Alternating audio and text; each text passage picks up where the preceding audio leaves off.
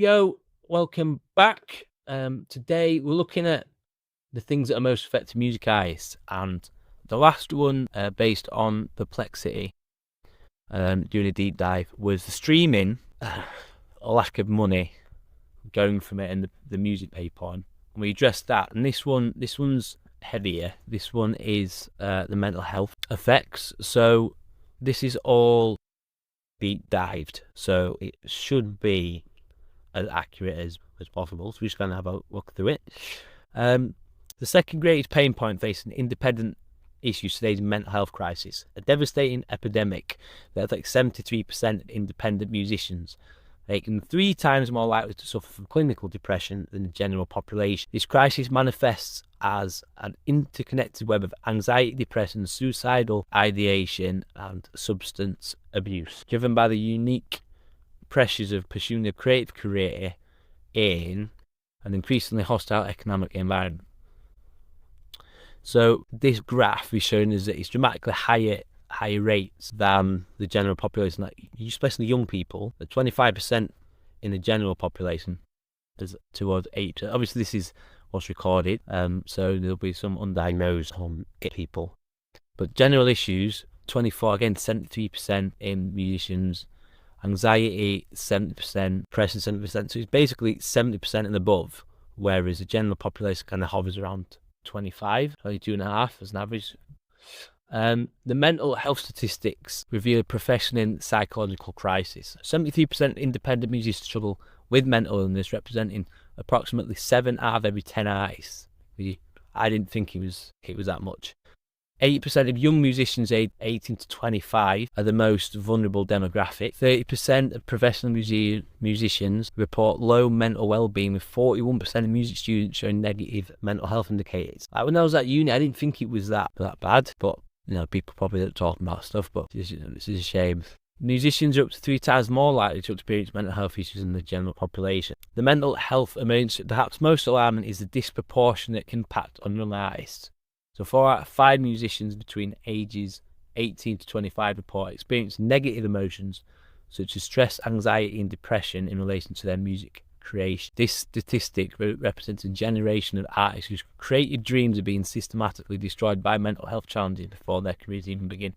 So I wonder if part of not being able to make a career and some sustainable income that way contributes, because a lot of us are wired to work a 9 to 5 or do those sorts of jobs, and it takes a big impact on your health, your mental health. I was never happy being in waiting and bartending, so I was struggled. And even when I'm in teaching music, as hard as it is in primary schools and stuff, at least I'm making music, so I'm a lot happier, even though I'm like aiming to get out of it. I'm really get out of it, but not being able to see an alternative apart from just the same old release a song, do some social media, which a lot of people don't want to do. Just on TikTok and about that, do some gigs, do some shows, but it's not one meeting. Whereas having your content sorted in the community, and then being able to go on Twitch, or whether you're doing it on school or lounges. I haven't looked mad at lounges, but then having either paid events or free events where you have merch and high-end offers, whether that's like 500 quid, but ideally 1 to 5k. And being able to have a system for people to find you, go deeper with you if they want, and really connect with you as a person, and for you to have an income. Because 1,000 people, they spend £100 or dollars, wherever you are, on you in a year. That's 100 grand. If you have that, 500 people, that's 50 grand. Pretty sure that's right. It's not a lot of people. And having a system like that, we talk about this a lot on the channel, that sort of system, which is available, we can find these things out, that would really help. Hopefully that would have a bit of a dent in this, because it is really, it's sad. The state of the world's not great, so having certainty in your own life anyway would make an impact, but especially with the world being a circus. So yeah, the ultimate consequence, recent epidemiological research reveals that musicians rank amongst the top 5 occupational groups for ending it. Alongside construction workers, agricultural workers, and building trade professionals, the data is pretty stark. Sorry, 2 seconds.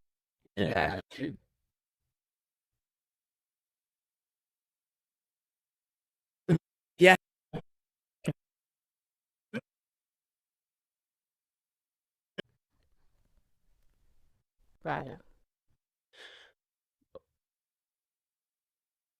Sorry, I just had to get a PA. From downstairs, someone's dropping off. The data is particularly stark. So, male musicians 20% higher risk in the general population, but female musicians 69% in the general female population. That's mental. Musicians rank 4. I didn't think female musicians 69%. Musicians rank 4th among all occupations. That's in the UK. So, United States. Male musicians have the 3rd highest rate among major occupation groups. Female musicians in arts and entertainment have the highest rate of all occupation groups. 2012, 2015 and 2021. Musicians and artistic workers consistently rank in the top 3 highest risk occupations. Global pattern of it extends beyond Western countries. The research identifies concerning trends in K-pop and the Korean music industry, where multiple high-profile artists. It's highlighted systematic issues with entertainment industries globally. Korea's one of the highest rates in the entire world, and the music industry's culture of socially prescribed perfectionism exacerbates these risks.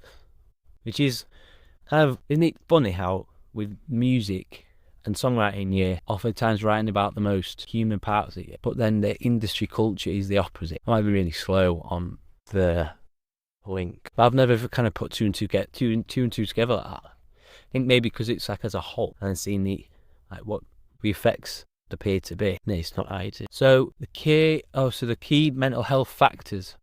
We've got 67% is fear of failure, 59% is financial instability. We didn't need to be like that. This was an approach like we were saying before, business side of things don't need to be like that. Pressure to succeed is pretty much the same. Social media exposure, 45%. I wonder what goes on to that, whether it's just making the content or just being online.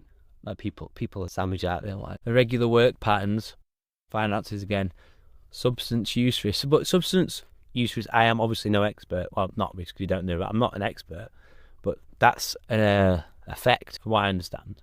I think this is the Gabriel Marte and also Brandon's. But like that, the rest of it would cause the substance use, I would imagine. Or maybe that's just like casual stuff because it's kind of in the circles a lot of the time. So with the fear of failure, 67%, the fear manifests as constant self-doubt about artistic abilities, paralysis when facing creative decisions, avoidance of opportunities due to rejection anxiety in comparison with other artists, leading to inadequacy feelings.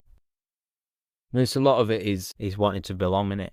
It's a tribe and being okay with yourself, which is easier said than done sometimes. Kind of like with acceptance and finding friends around, it often doesn't matter, does it really? Financial instability. 75% of independent artists fund their careers through personal savings, creating unstable finance pressure. That should be going into investments and emergency funds, not.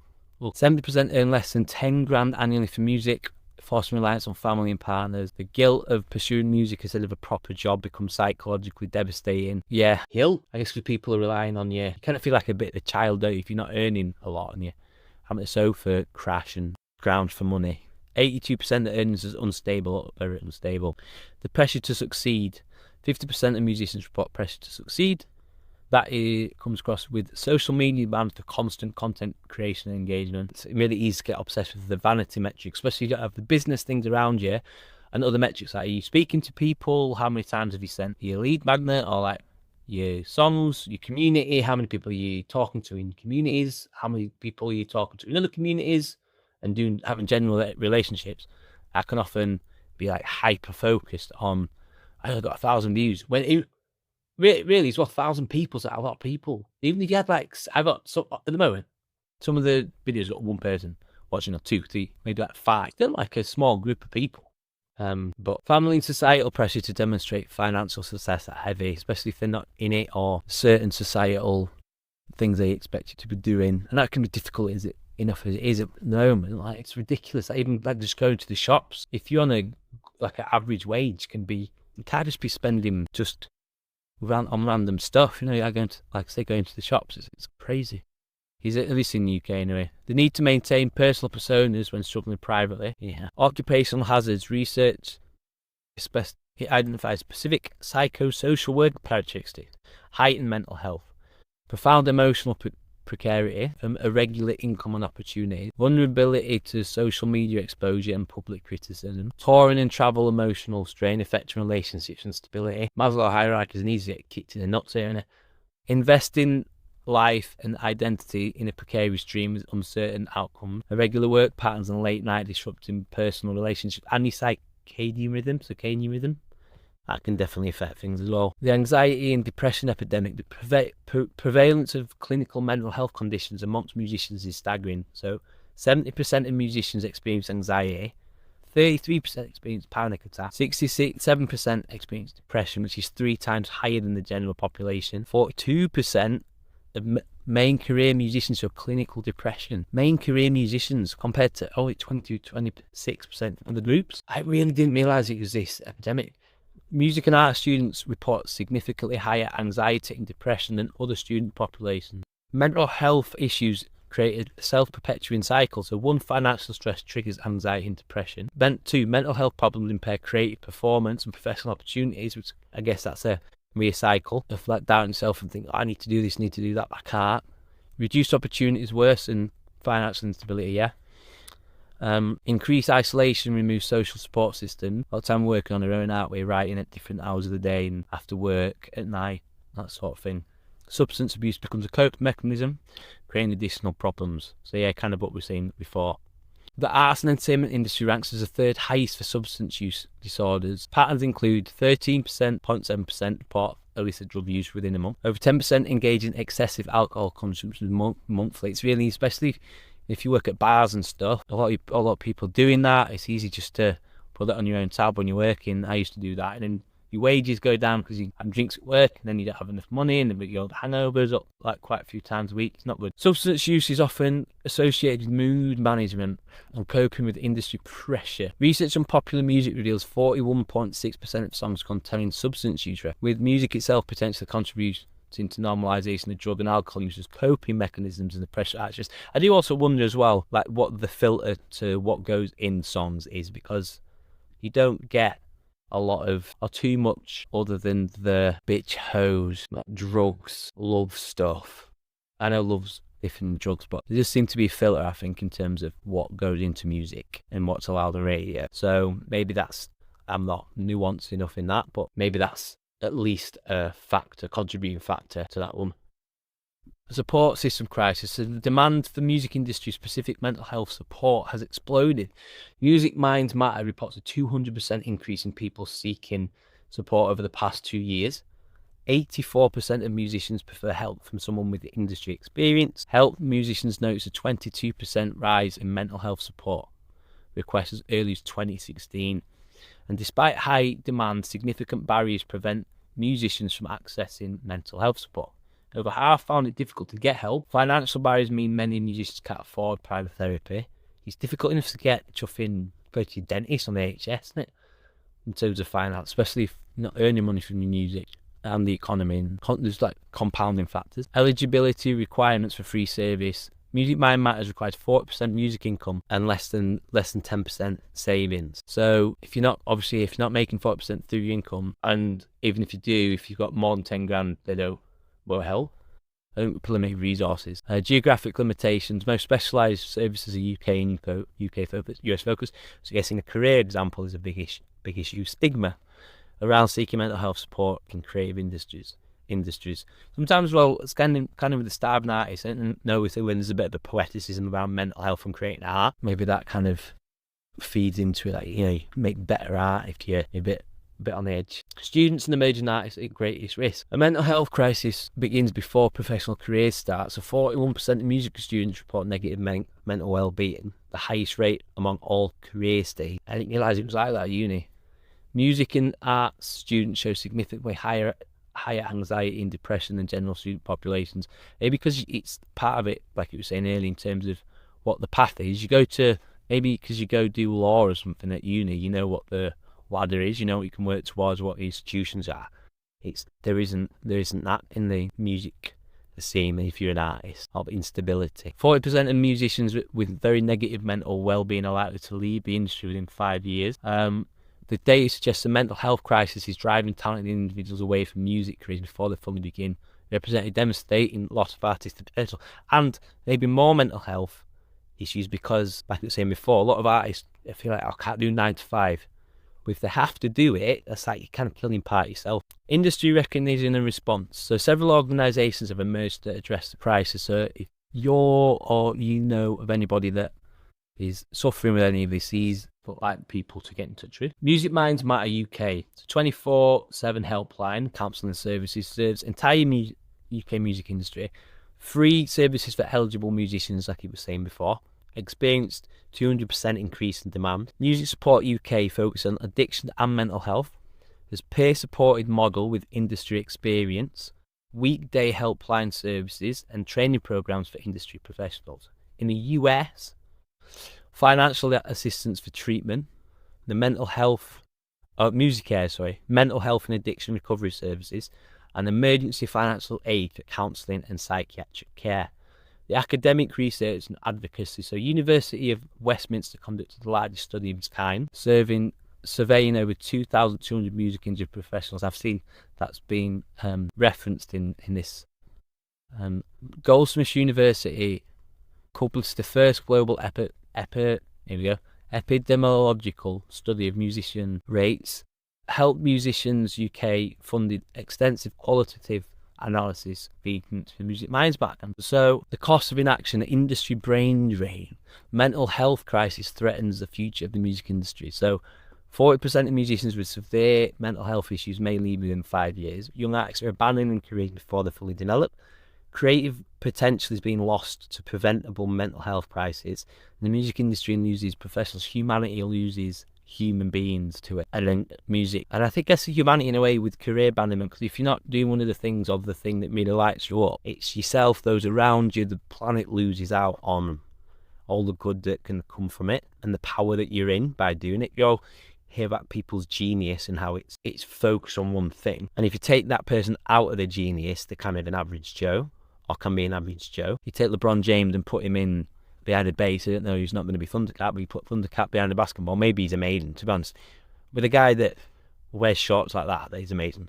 But yeah, the economical impact. The crisis leaves substantial economic costs, so lost productivity for mental health related absences, healthcare costs from emergency interventions and crisis management, training development losses when artists leave the industry, reduced innovation, mental health issues stifles creative.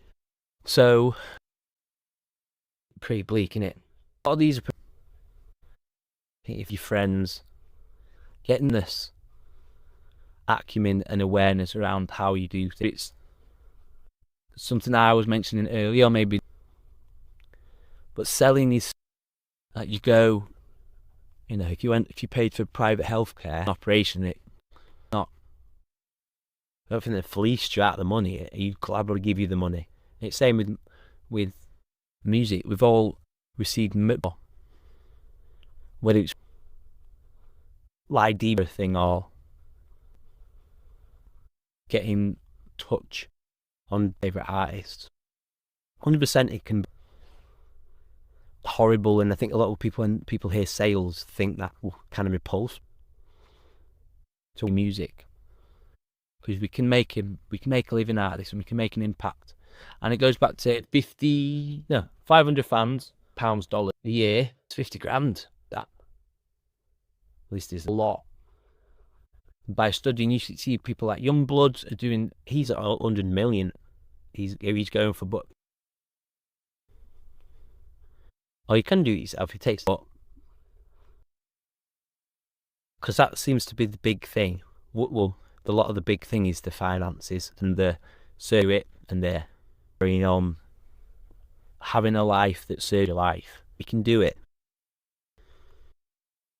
And I did a really great Tony Robbins one, and part of belief thing on money, and part of it was at millions. I thought billions, let's do it. Other part of my belief system was money's a pain in the ass. It's easier to not have any, because then you're free with your time. That is, in terms of who's running a lot of time, agree on who it is. I think we can all agree that whoever it is wants us rich, peaceful. People are born healthy, we celebrate. People are born rich, what? Society wants to tear it down. I understand about wants to do contribution on a level, and that's a different conversation. But as a principle, let's get well areas, not just money, but included. So, I hope this has helped. I hope you're looking after yourself. I hope you go to the gym. Hope you're going for a run, or eating well, and taking one bit at a time instead of going for Coke or the whiskey. You can do it more times. It's taking me a while. I go in and out. I'm quite into doing my best to just keep it more times than not. That's what I figured. More times than not, and a week's great at that, because obviously it's an odd amount of days. 4 days.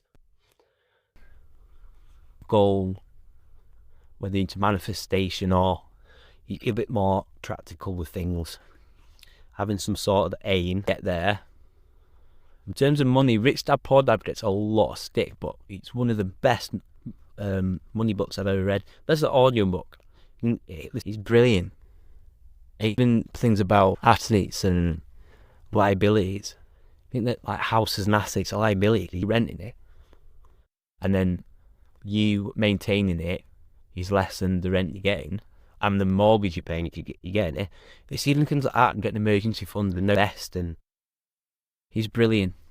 That's why really smart people sometimes can be working harder than dumb rich people. I'm not saying all rich people are dumb, it's just for the analogy. And the dumb just has money, as it seems. Yeah, hope you're healthy. And I'll see you then. Have a dope day.